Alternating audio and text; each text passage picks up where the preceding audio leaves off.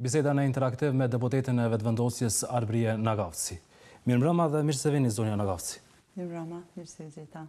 Tashmë është e konfirmuar se takimi i radhës tha që Vučić do të mbahet nesër. Si e komentoni ju? Në fakt kjo vetëm se tregon ngutinë e Thaçit për të takuar me Vučićin. Ne kishim menduar se do takojmë në 11 nëntor, po shihet se kjo takim në Bruksel tashmë po ndodh shumë përpara kësaj date dhe ajo që është më rëndësishmja për të përsëritur është se Thaçi po shkon atje pa mandat nga kuvendi, po shkon duke qenë një person i cili nuk e ka as legitimitetin as kredibilitetin për të udhëhequr dialogun dhe po vazhdon një avanturë të tij e cila tashmë ka 6 vite, më shumë se 6 vite që ka filluar. Nëse kemi parasysh edhe faktin që ne tashmë kemi në kuvend, u bën 4 muaj që qeveria vetë se ka sjell një raport për procesin e dialogut gjatë viteve të kaluara, i cili asnjëherë nuk mundsua nga kryetari Veseli që të sillej për diskutim në seancë, vetëm se e tregon edhe më tepër se kjo është një avanturë, domethënë krejtësisht personale e tij edhe partisë që faktikisht ai vazhdon ta udhëheq, po tashmë edhe e zotit Haradinaj dhe të tjerëve që nuk po lejojnë që ai të pengohet në këtë avanturë personale. Dhe kur i kemi parasysh deklarata të shumta, qoftë nga miqton, domethënë strategjik, qoftë nga Gjermania, të cilët kanë qenë kundër idesë për shkëmbim të territoreve, të cilën Thaçi e proklamoi aq shumë dhe mundoi ta shtynte përpara apo ashtu siç ai thoshte korrigjim të territoreve.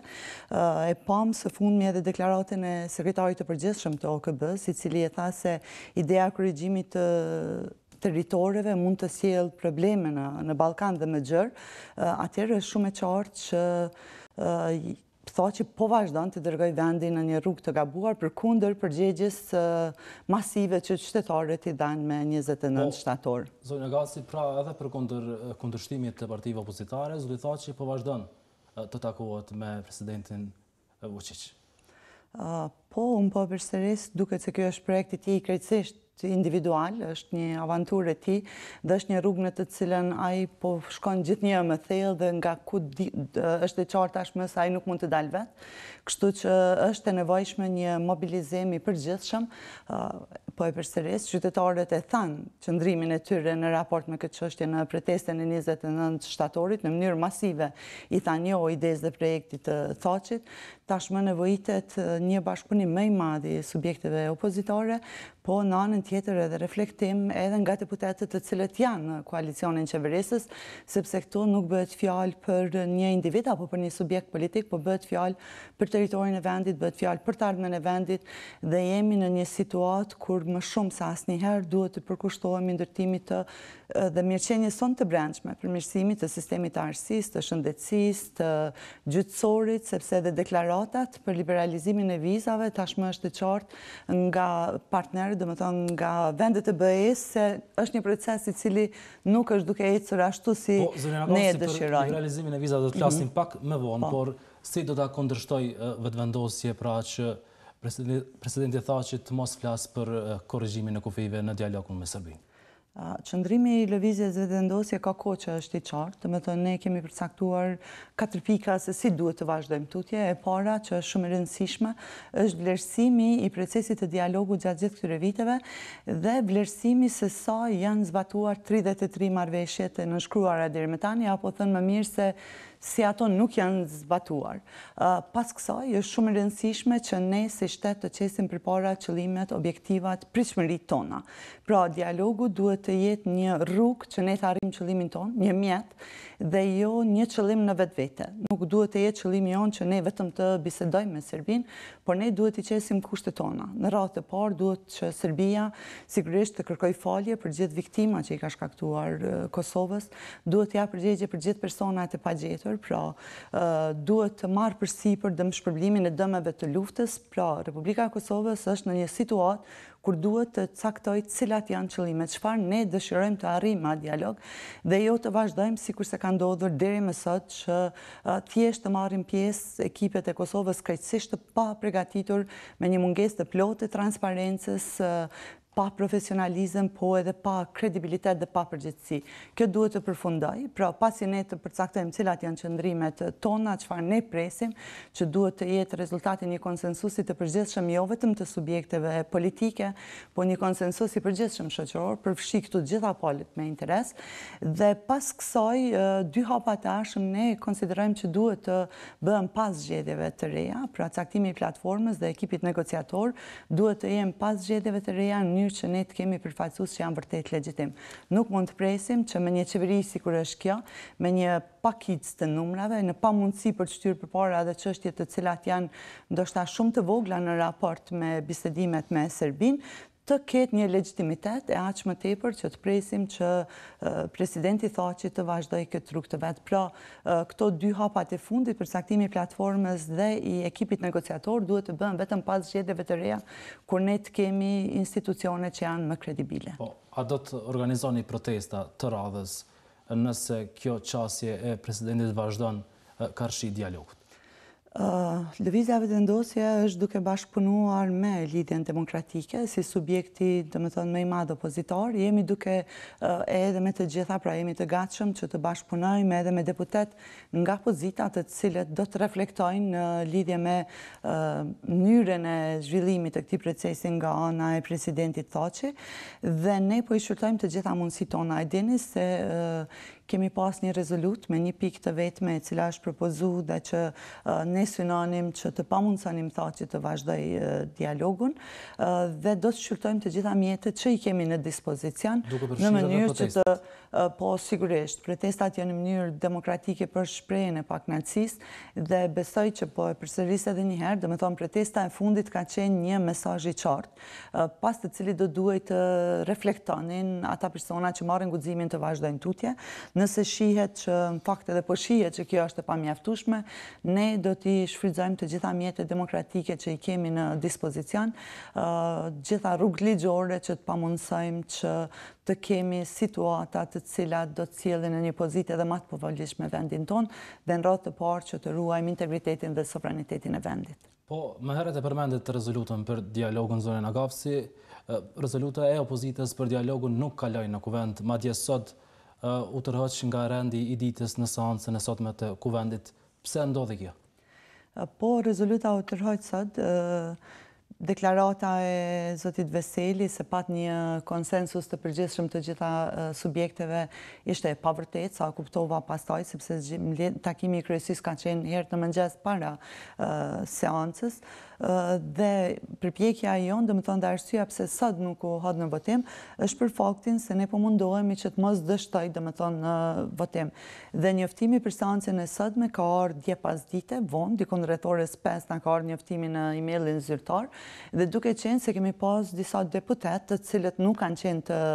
pranishëm, domethënë kanë pas të pamundur fizikisht që të jenë në seancë, ne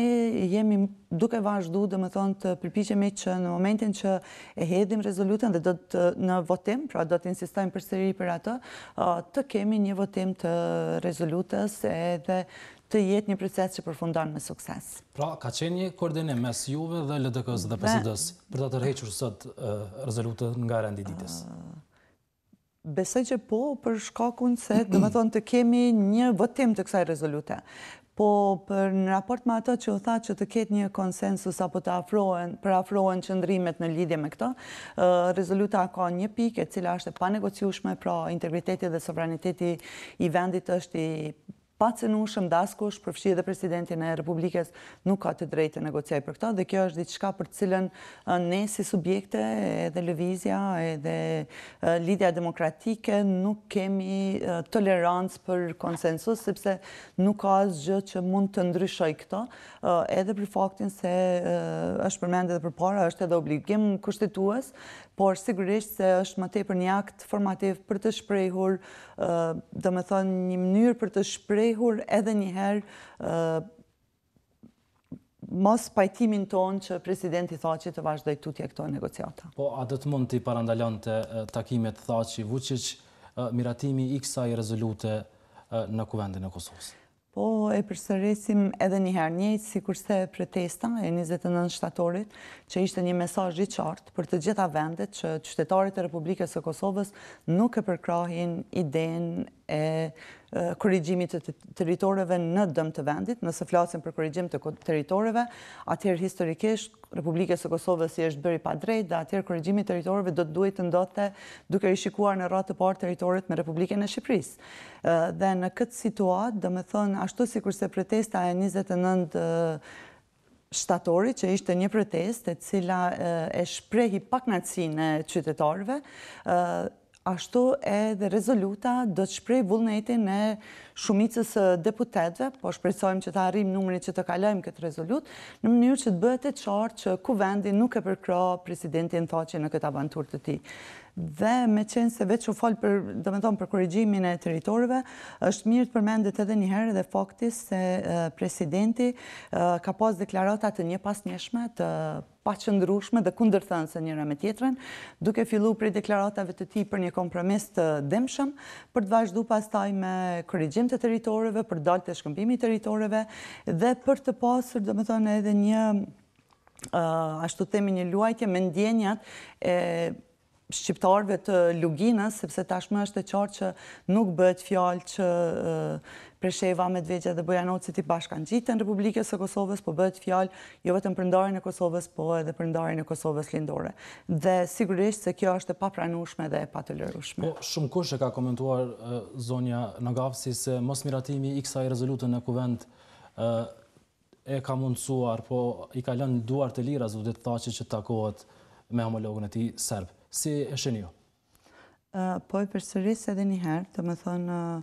rezoluta të cilën ne po synojmë ta kalojmë në kuvend, ka një karakter kështu deklarativ, pra të shpreh vullnetin e shumicës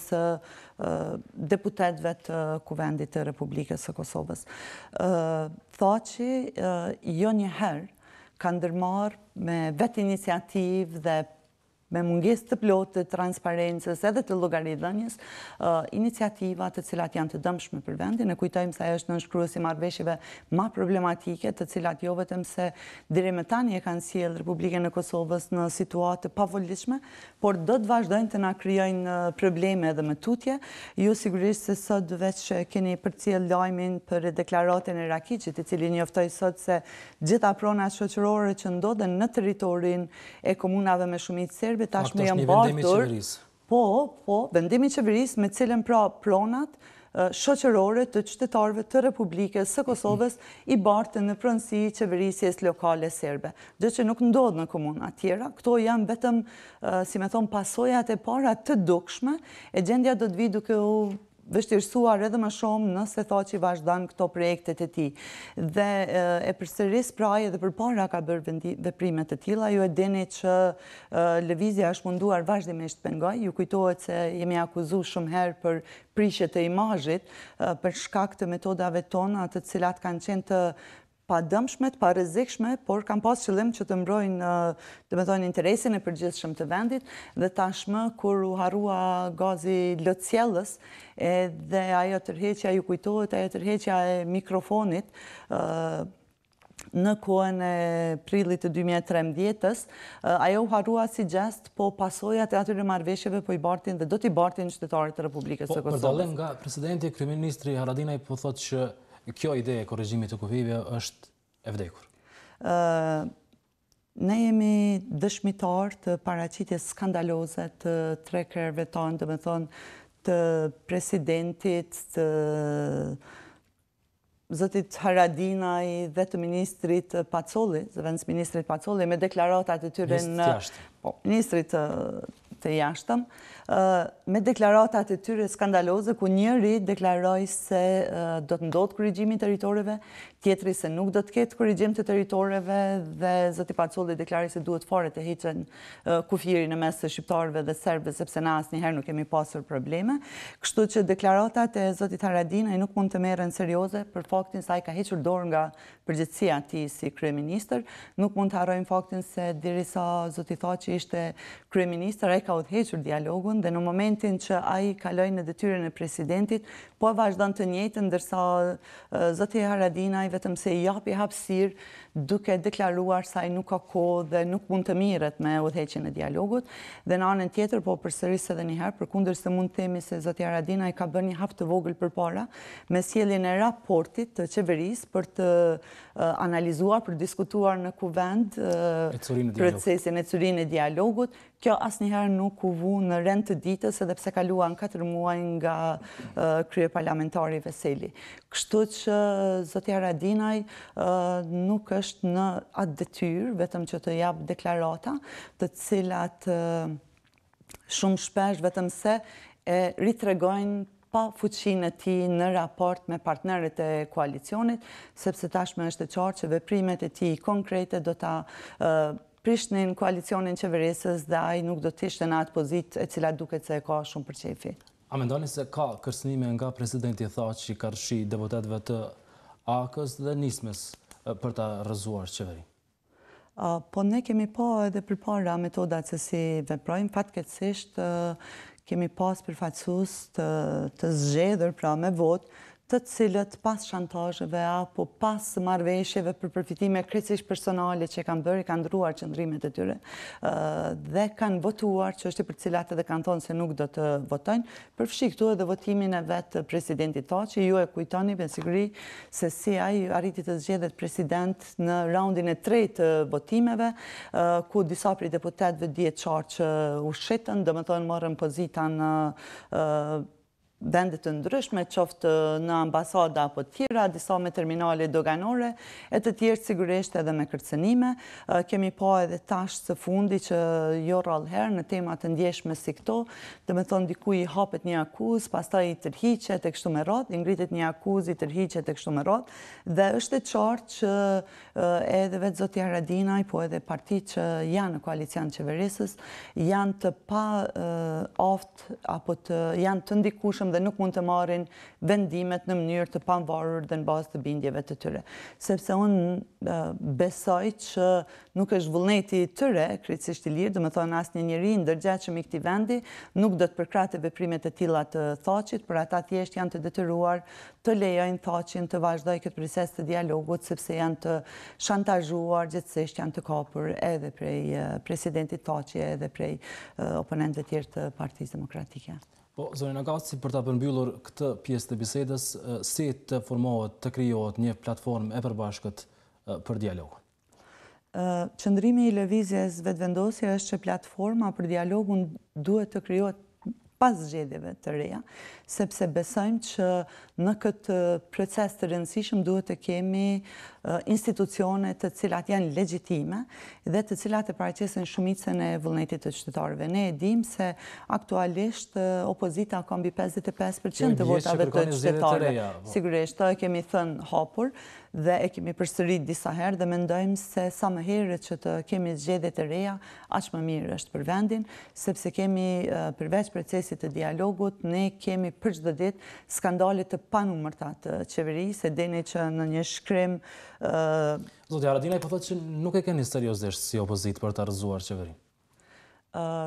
Zoti Haradinaj jep deklarata prej më të ndryshmeve. Ne e kemi shumë seriozisht, po fatkeqësisht po përsëris zoti Haradinaj tashmë ka hyrë në vallën e presidentit Thaçi. Ai e ka me shumë dëshirë atë pozitë, atë post ku qëndron dhe është i gatshëm të bëj kompromis përkundër gjithë një merite të një kohë kur ai ka kontribuar për vendin që nuk mund t'i mohohet, po për shkak të dëshirës së tij të madhe për të qenë pushtet, tashmë duket se është i gatshëm të bëj kompromise të cilat shumë nga ne nuk do të kishim besuar se është në gjendje t'i bëj. Fakt është se edhe opozita nuk i ka numrat për ta rrëzuar qeverinë. Po, është e vërtet, për këtë arsye ne edhe jemi opozit. Pra, pritet që mazhoranca të ketë numrat, ndërsa opozita është opozit pikërisht për faktin se nuk i ka numrat. Dhe në këtë situatë, do me thonë, kjo është diçka e natyrshme, por e panatyrshmja këtu është se ju po e shihni edhe me seancat e kuvendit, do me thonë duhet që 3-4 herë i njëjti projekt ligj të kthehet në votim, ose që të shtyhen seanca të tjera në mënyrë krejtësisht, do me thonë të vazhdojnë në mënyrë kaotike për faktin se nuk janë gjendë të bëjnë as 61 deputet në sallë. Dhe ajo që është e qartë është se ata janë krejtësisht të mbarur nga vullneti i deputetëve të listës serbe. Dhe për shkak të kësaj, do me thonë, ata vazhdojnë të akuzojnë opozitën, gjë që fakti që opozita nuk i ka numrat, nuk është asgjë e re, kjo është e natyrshme. Do duhej që mazhoranca të ketë numra. Qeverinë, pra nevojiten edhe disa numra. Nevojiten edhe 4 vota për cilët ne jemi duke bashkëpunuar me deputetë të ndryshëm, sepse akoma besojmë që edhe në mesin e subjekteve që janë në qeverisje, mund të gjejmë deputetë që do të reflektojnë për situatën cilën jemi, edhe do të ndërmarrin hapin radhë parë për të miratuar rezolutën që është shumë e rëndësishme dhe pastaj të krijohet situata që të vinë deri te zgjedhjet e reja. Po, flasim tani pak për procesin e liberalizimit të vizave. Ka sinjale se mund të shtyhet vendimarrja në Këshillin e Ministrave për këtë proces. Si i keni parë ju këto paralajmërime? Jo vetëm që ka sinjale, po edhe teknikisht, po edhe në aspektin politik, tashmë na kanë japë deklarata të shumta, madje edhe deklarata publike të zyrtarëve të lartë nga vendet të BE-s, dhe ajo që është evidente është se tashmë edhe zyrtarët tonë, të cilët për një kohë të gjatë i kanë mashtruar qytetarët duke thënë se do të ketë liberalizim të vizave, tashmë do duhet të ishin vite të tëra që ne do të mund të lëviznim pa viza, sikur të ishin nisë prej deklaratave të pushtetarëve tonë. Tashmë kjo u tha nga zyrtarët e BE-s, dhe ajo që duhet pas parasysh është që për shembull në e tha hapur edhe kancelari i Austrisë, kancelari Kurz, ai e tha se ne përkrajmë çfarëdo marrëveshje, qoftë përfshi edhe korrigjimin e territoreve, mirë po tha se nuk ka asgjë konkrete sa i përket liberalizimit të vizave dhe mbështetjes për formimin e ushtrisë. Njëjtën gjë, do të thonë, e kanë thënë edhe zyrtarë të tjerë të lartë të BE-s, dhe ajo që është shumë po të mos ishte shumë tragjike, do të ishte qesharake, deklaratat e zyrtarëve tonë përfshi këto ministren Dorata Hoxha, pastaj ministrin Enver Hoxhaj,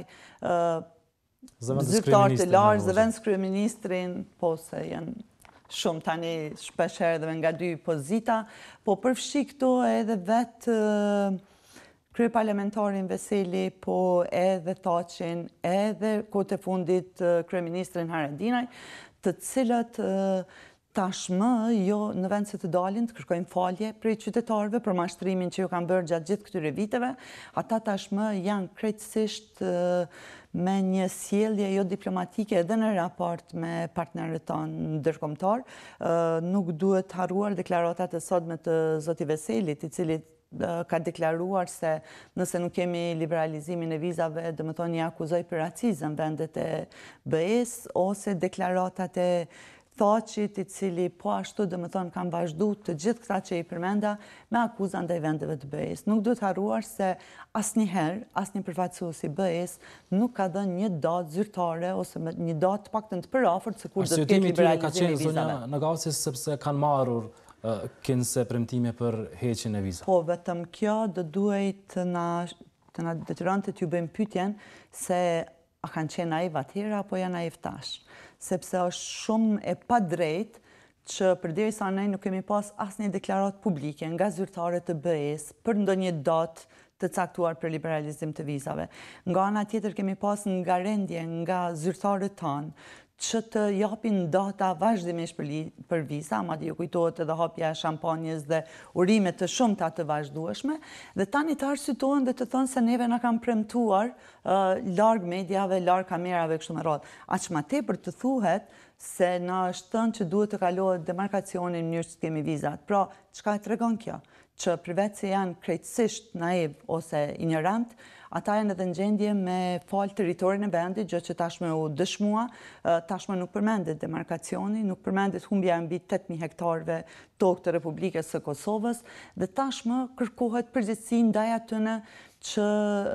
asnjëherë nuk kanë deklaruar. Me këtë unë nuk dua të them se është e drejtë, pra është qasje krejtësisht e gabuar që qytetarët tonë të mos gëzojnë të drejtën e lëvizjes së lirë për shkak të këtyre pushtetarëve që ne kemi në pushtet. Por ajo që ne duhet të bëjmë është që duhet të sigurohemi që të funksionojmë ashtu si duhet, pra të përmirësojmë sistemin e arsimit të shëndetësisë, po në radhë të parë të luftojmë edhe të përpiqemi të përmirësojmë sistemin e drejtësisë dhe të luftojmë krimin e korrupsionit. Nëse ndodh shtyrja vendimit të vizave zonja Nagavci, kush duhet të marrë pra përgjegjësi? Përgjithësia është të gjithë këtyre që me vite na kanë sjellë gjithë deri në këtë situatë, jo vetëm për deklaratat që ata i kanë bërë, por për faktin se me shtetin e kapun të cilin e kanë krijuar, me krimin dhe korrupsionin të cilin e bëjnë pothuajse çdo ditë të gjithë këta pushtetar, ata janë përgjegjës pse qytetarët e Kosovës vazhdojmë akoma të jemi të izoluar nga vendet e BE-s, sepse është e qartë që nuk është plotësuar kriteri kryesor që është luftimi i krimit e korrupsionit. Si e keni parë ju vendimin e qeverisë së Kosovës për taksën 10% ndaj produkteve të Serbisë dhe të Bosnjës së Hercegovinës? Ne mendojmë se ky vendim sigurisht se duhet përshëndetur, është një hap përpara, por në fakt nuk sjell asgjë të re dhe vetëm sa rëndon qytetarin e Republikës së Kosovës. Qëndrimet e lëvizjes edhe për këtë pikë kanë qenë të qarta që nga fillimi, pra ne besojmë se me Serbinë duhet të ketë më pakta reciprocitet të plot dhe do duhet të kishte një bllokat të plot të produkteve të hapjes së tregut me Serbinë. Kur kemi parasysh se përpas aspektit ekonomik, kjo ka edhe ndikime politike, Kosova do duhet të shfrytëzonte këtë jo vetëm për të dënuar Serbinë, po për të përmirësuar pozitën e saj politike në raport me Serbinë. Po në situatën se si e ka bërë, pra vendimi që të mos ketë një bllokat të plot për produktet serbe, po të ketë një taks vetëm kur kemi parasysh se prodhuesit tanë nuk janë gjendje që të prodhojnë atë sa duhet për shkak se mungojnë politikat përkrahëse të qeverisë në subvencionim të prodhuesve vendor, atëherë ata janë në një pozitë krejtësisht të pavarëshme në raport me produktet dhe mallrat që vijnë nga Serbia. Shto kësaj edhe faktin e importit të vogël nga vendet të tjera, atëherë kjo taks vetëm se do të rëndoj qytetarin e Republikës së Kosovës. Do të rëndoj qytetarët? Sepse kjo taks është vendosur, do të rres çmimin e produkteve dhe kjo do të jetë në barë të qytetarëve. Po përsëris, sikur ne të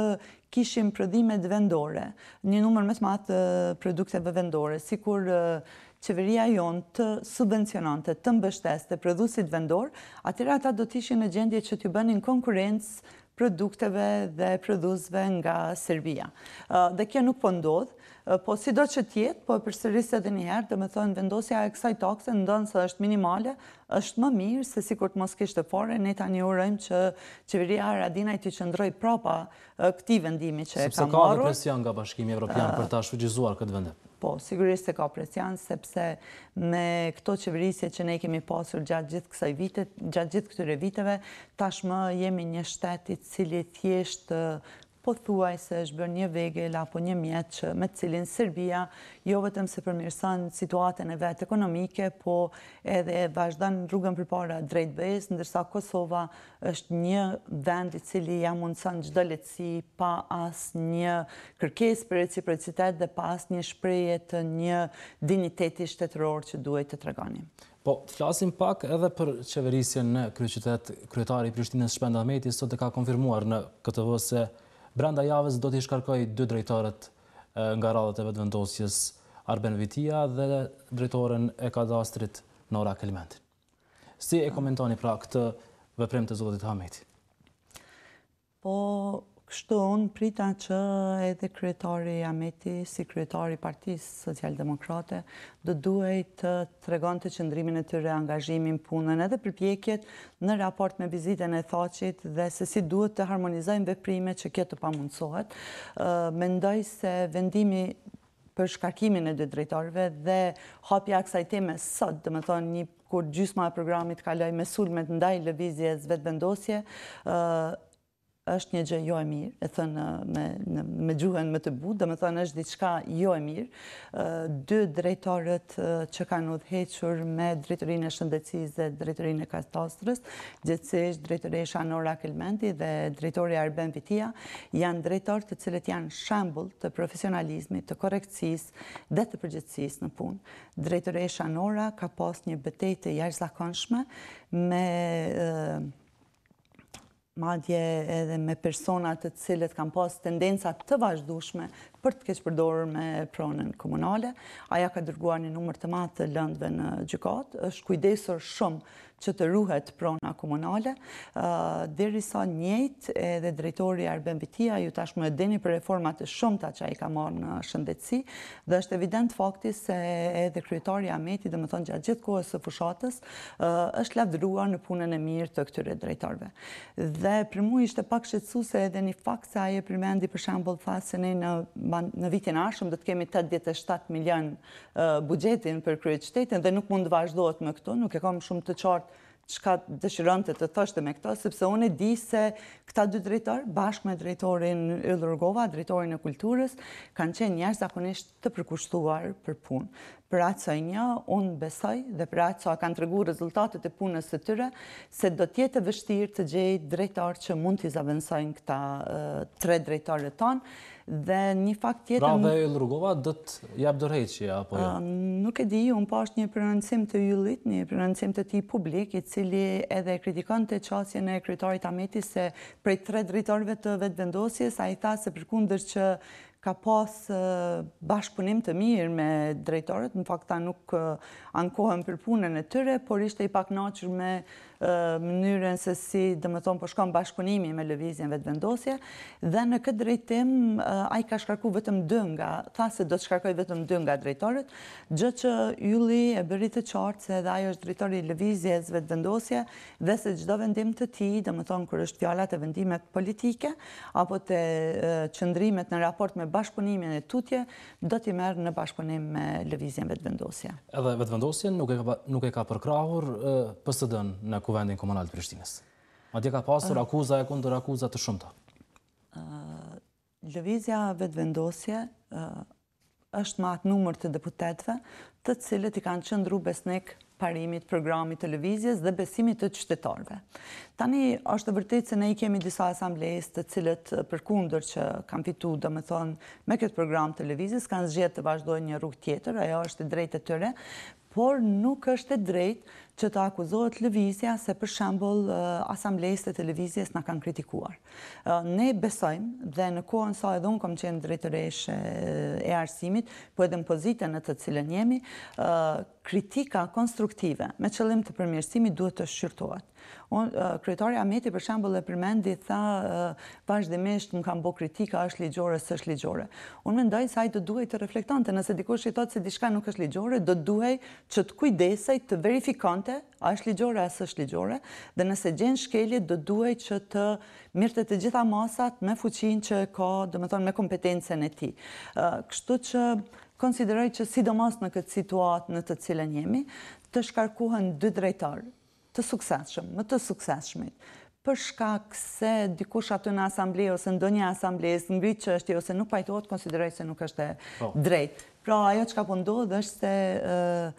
po ankohet te disa asamblesë me të cilët konsideron se nuk ka bashkëpunim të mirë dhe po i shkarkon 2 drejtorë të cilët kanë një performancë shumë të mirë. Po, disa bashkëpartijak tuaj, zonja Nagavci, po e akuzojnë këtë qeverisje të Shpend Ahmetit pra se ka korrupsion. Jo, si ish drejtoresh e arsimit në këtë komunë, a mendoni se ka korrupsion? Tani unë nuk kam dëshirë të flas për gjërat për cilat unë nuk kam fakte. Besoj që secili prej nesh do të adresojmë, unë personalisht, jo për qeverisjen e Komunës Prishtinës, po në momentin që kam njëri për një çështje të caktuar, e adresoj, cila do të qoftë ajo, në raport me punën që e bëj si deputete ose si qytetare, nuk mund t'jap përgjigje, dhe më thonë për këto, për kohën sa unë kom qenë drejtoresh, ka qenë mandati i parë në Komunë Prishtinës, kemi pas një bashkëpunim të mirë, unë personalisht, dhe më thonë, kom pas bashkëpunim të mirë me kryetarin Ameti, sigurisht me lëvizjen vetëvendosje, dhe merr keq edhe më ndëgju këto deklarata tjera, sepse personalisht asnjëherë të vetme nuk kam pas unë personalisht në ndonjë ndërhyrje në kryen e punëve të mia, dhe besoj që suksesi i punëve që janë kryer dhe suksesi i performancës tonë në Komunë Prishtinës ka qenë pikërisht për shkak të një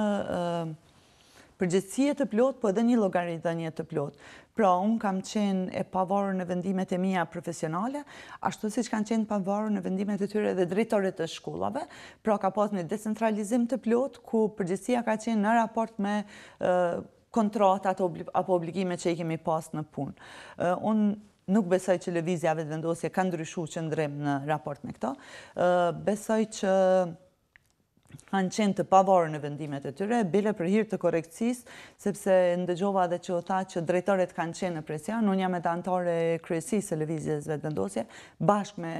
drejtorin mjekësisë, drejtorin Arben Vitia, dhe kur ai ka shqyrtuar çështjet që kanë qenë, domethënë shqetësuese, ose kur ai ka paraqitur ndonjë situatë për cilën e ka kërkuar mendimin ton, e ka pas përkrojën e plot të kryesisë që ai të marrë vendimet dhe të na njoftoj se si ai mendon se kjo është më mirë e zgjedhë. Domethënë se cila është zgjidhja më e mirë për një situatë të caktuar. Pra, të paktën për atë sa unë e di, për gjitha mbledhjet ku kam qenë e pranishme dhe ku kemi diskutuar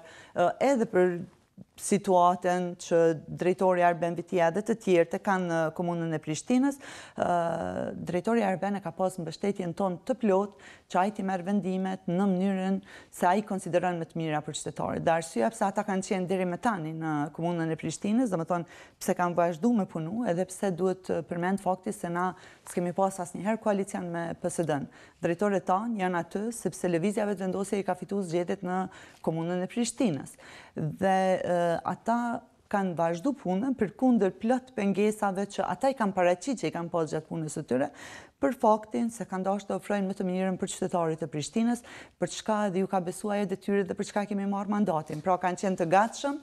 që të i kalojnë sfidat në punën e tyre në mënyrë që të ofrojnë më të mirën për qytetarit e Komunës së Prishtinës. Zone Nagavci, faleminderit shumë për bisedën. Faleminderit juve për ftesën. Do të kthehemi pas pak me të rejat nga sporti. Qëndroni me ne.